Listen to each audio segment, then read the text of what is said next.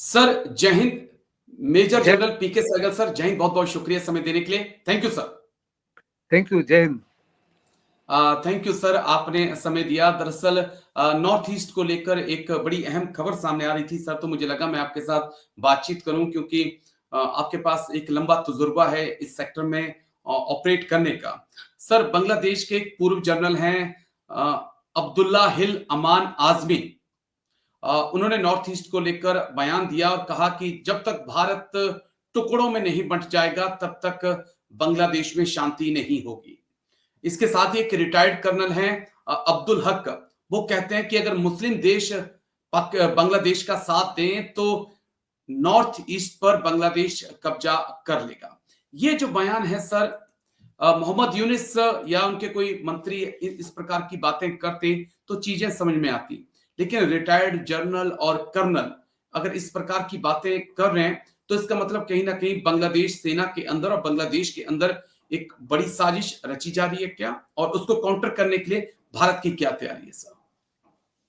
देखो, हिंदुस्तान को इसको काउंटर करने की कोई आवश्यकता नहीं। ओके। बांग्लादेश में हिम्मत ही नहीं है, दम ही नहीं है कि किसी प्रकार का पंगा हिंदुस्तान के साथ ले।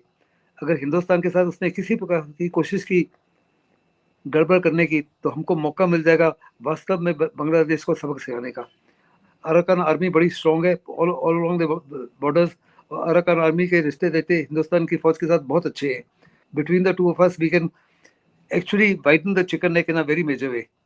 दूसरा, ये जो रिटायर्ड ऑफिसर्स हैं, ये बांग्लादेश के बहुत सारे ऑफिसर्स हैं, हिंदुस्तान के पास आते हैं ट्रेनिंग के लिए। कुछ ऑफिसर जाते हैं पाकिस्तान के पास ट्रेनिंग के लिए। मैं खुद आर्मी वॉर कॉलेज में हेड था, जी। जूनियर कमांड विंग का।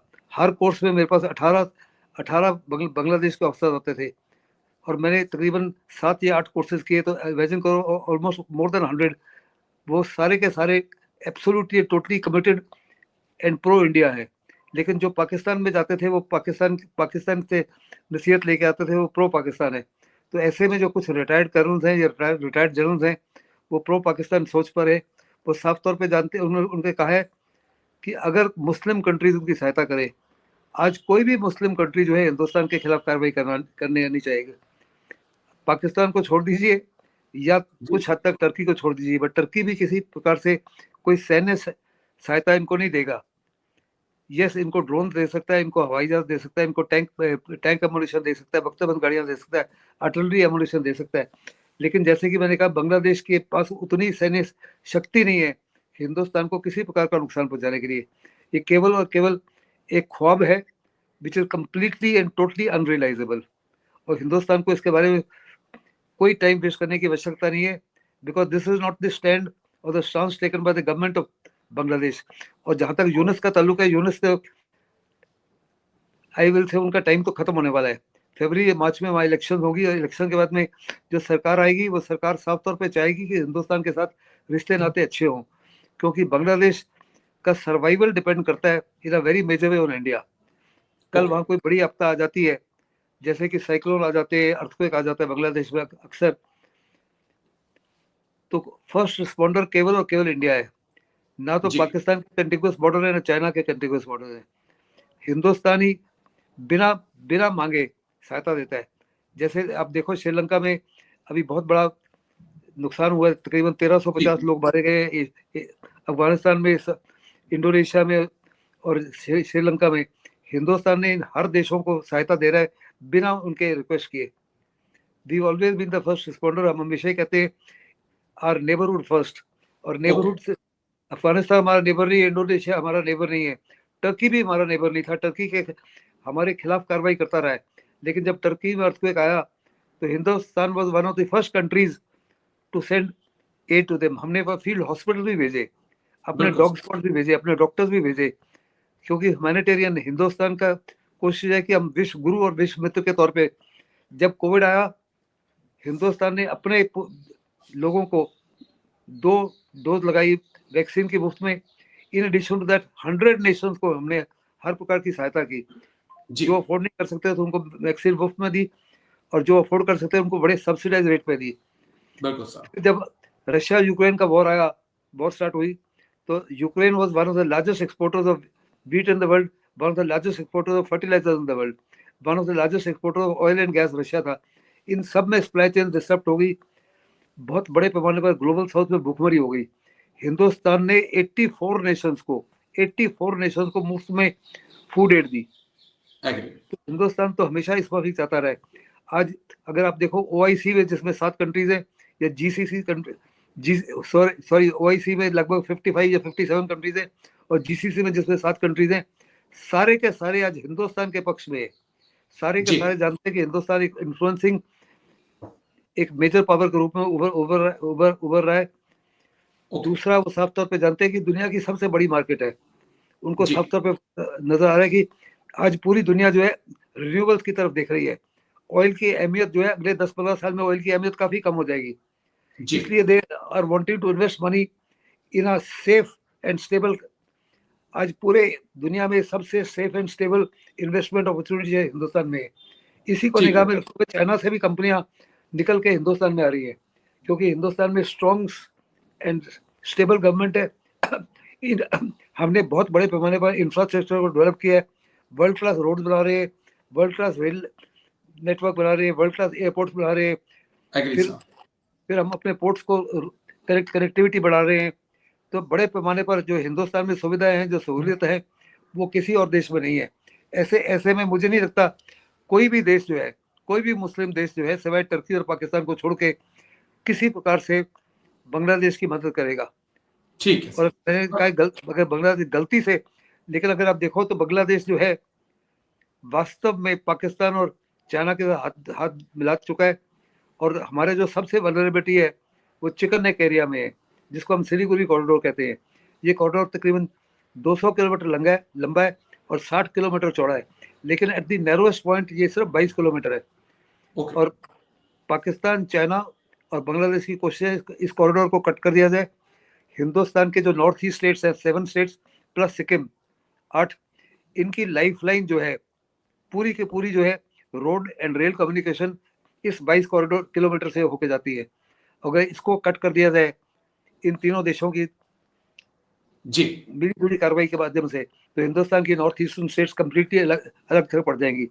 इसी को निगाह में रखते हुए अभी हिंदुस्तान ने फैसला किया है तकरीबन कुछ ही दिन पहले कि हम 3 नए बेसेस बना रहे हैं।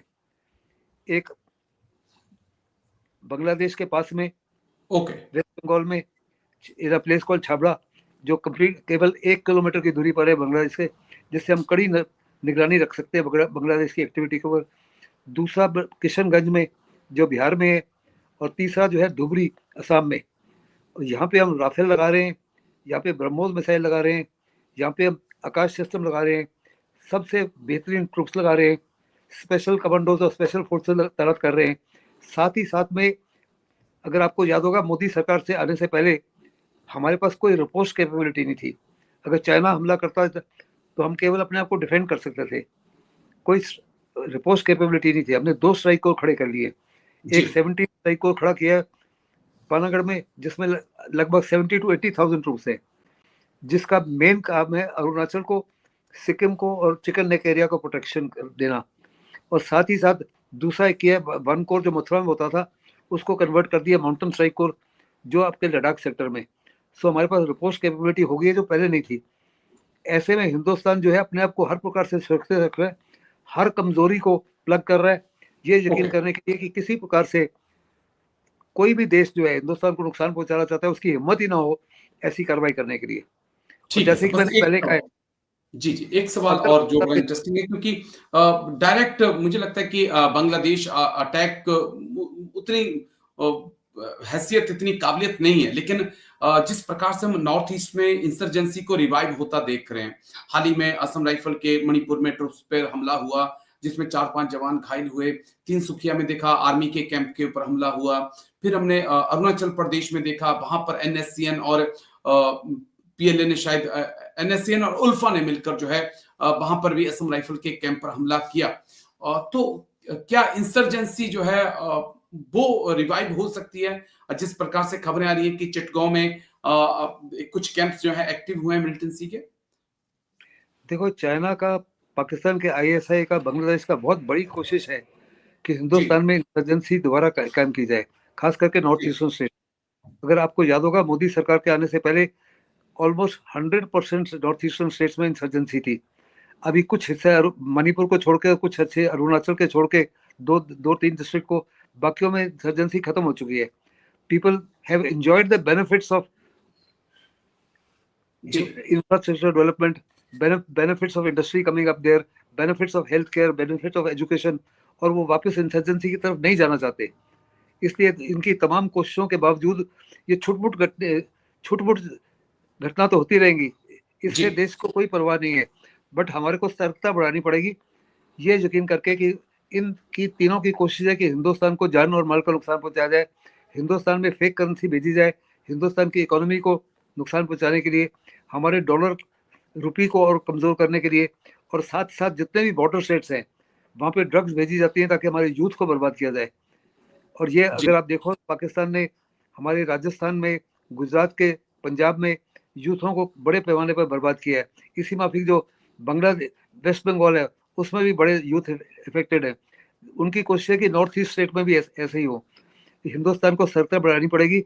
हिंदुस्तान का सेफ बॉर्डर्स थे, ओपन बॉर्डर्स जी थे नेपाल के साथ में, लेकिन नेपाल के भी सरकारें कुछ सालों से प्रो चाइना रही हैं, कम्युनिस्ट सरकारें रही हैं, केपी शर्मा ओली के, उससे पहले प्रचंड की।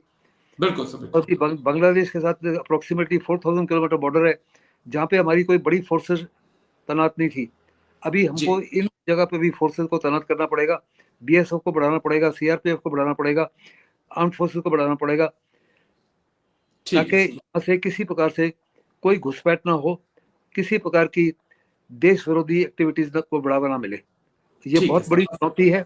आई एक्सेप्ट विथ यू, ये बहुत बड़ी चुनौती है। सरकार जो है absolutely is aware of this, और हर हर कमजोरी को प्लग करने की कोशिश कर रहे हैं। इसी की वजह से